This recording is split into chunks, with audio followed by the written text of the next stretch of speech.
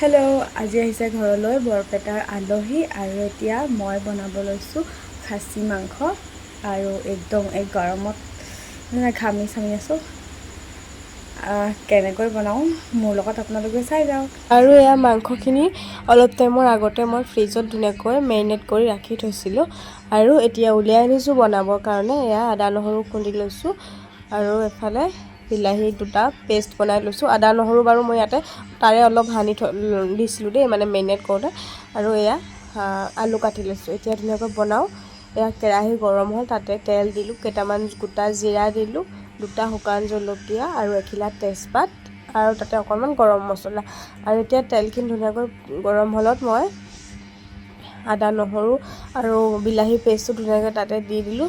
সেইখিনি ভাজি পৰা যেতিয়া পানীটো নাইকিয়া হৈছে তেতিয়া এয়া মাংসখিনি দি দিলোঁ।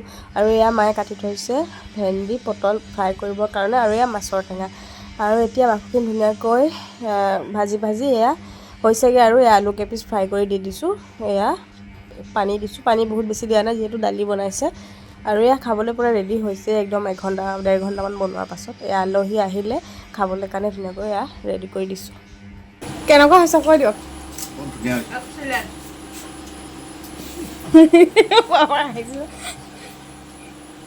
মই আনি লৈছোঁ খাবলৈ কাৰণে। এয়া আমাৰ ধুনুৱে খাই হ'লেই। আৰু ভিডিঅ'টো ইমানেই আছিলে, ভাল পালে লাইক কমেণ্ট কৰিব আৰু দেই।